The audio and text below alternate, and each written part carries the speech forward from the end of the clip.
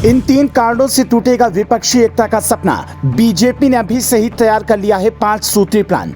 8 दिन बाद नीतीश करेंगे विपक्ष को एकजुट। कांग्रेस केजरीवाल के बीच हो सकती है डील, पलटेगी बाजी। 5 राज्य, 5 नेता और 5 पर प्लान है शाह का फोकस। कर्नाटक हारने के बाद अब इन राज्यों से है बड़ी उम्मीद।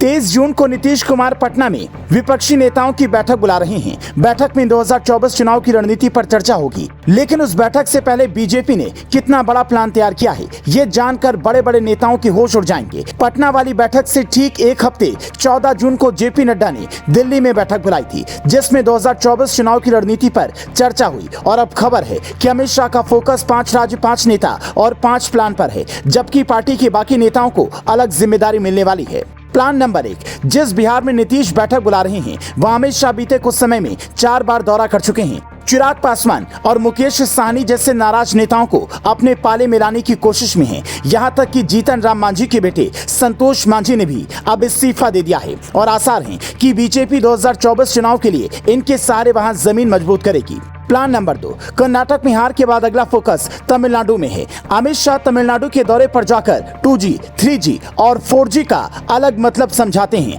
कहते हैं कि मारन परिवार 2 पीढ़ी से भ्रष्टाचार कर रहा है, इसीलिए वो 2G है। करुणानिधि परिवार 3 पीढ़ी से कर रहा है और गांधी परिवार 4 पीढ़ी से कर रहा है। मतलब जिस भ्रष्टाचार का मुद्दा उठाकर कांग्रेस ने कर्नाटक में बीजेपी को मात दी, वही मुद्दा उठाकर बीजेपी तमिलनाडु में कांग्रेस को चुनौती देगी। प्लान नंबर 3, तेलंगाना और आंध्र प्रदेश में बीजेपी की पकड़ पहले की तुलना में मजबूत हुई है। बीजेपी के पूर्व सहयोगी रहे चंद्रबाबू नायडू की पार्टी टीडीपी फिर से एनडीए में आने को बेकरार है। यहां पार्टी कार्यकारिणी की बैठक भी हुई थी, जिसका मतलब साफ था कि अगला मिशन तेलंगाना है। प्लान नंबर 4, पंजाब में अकाली दल के साथ दोस्ती फिर से हो सकती है। इसके अलावा उत्तर प्रदेश में ओपी राजभर जैसे पुराने सहयोगियों से भी नजदीकी बढ़ रही है, जिससे साफ पता चलता है कि इस बार एक सीट पर पार्टी खास ध्यान देने वाली है। प्लान नंबर 5, राजस्थान और छत्तीसगढ़ में जहां कांग्रेस की सरकार है, वहां प्रियंका गांधी जोर शोर से लगी हैं। यहां फोकस शाह से ज्यादा मोदी का है और बीजेपी की प्लानिंग यही होगी कि लोकसभा चुनाव में इन 2 राज्यों से ज्यादा सीटें जीती जाएं।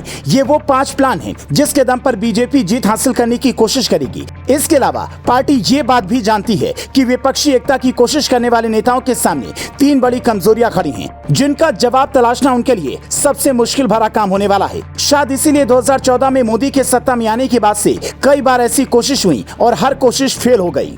पहली कमजोरी, पश्चिम बंगाल, दिल्ली, केरल, पंजाब और तेलंगाना में जो पार्टियां हैं, वो लोकसभा चुनाव में साथ आने को तैयार हैं, पर विधानसभा चुनाव में वो एक दूसरे के खिलाफ लड़ती हैं। ऐसे में समझौते की शर्तें उलझी हुई हैं। दूसरी कमजोरी, कई विपक्षी पार्टियां ऐसी हैं जो विपक्षी एकता की बैठक में शामिल नहीं होना चाहती। इसमें बीजेड, वाईएसआर, कांग्रेस और बीआरएसएस जैसी पार्टियां हैं जो न बीजेपी के साथ हैं न विपक्ष के साथ। तीसरी कमजोरी, मोदी के सामने विपक्ष का चेहरा कौन होगा, ये अब तक नहीं तय हो सका है। नीतीश इनकार करते रहे हैं, ममता तैयार नहीं है, राहुल के चेहरे पर बात बनेगी नहीं, केजरीवाल खुद को पढ़ा लिखा बता रहे हैं, पर सहमति बनेगी ये कहा नहीं जा सकता। केजरीवाल की पार्टी ये जानती है कि 2024 चुनाव में अगर कुछ नहीं किया तो फ्री वाली सियासत का बंटाधार हो जाएगा। इसलिए आपके सौरभ भारद्वाज अभी से कांग्रेस को ये ऑफर देने लगे हैं कि आप पंजाब, दिल्ली में चुनाव मत लड़िए, हम एमपी, राजस्थान में चुनाव नहीं लड़ेंगे। अगर ये डील हुई तो फायदा बीजेपी को मिला, तो फिर कई सारे सवाल खड़े हो सकते हैं। इसीलिए विपक्षी एकता कितनी हद तक मजबूत होगी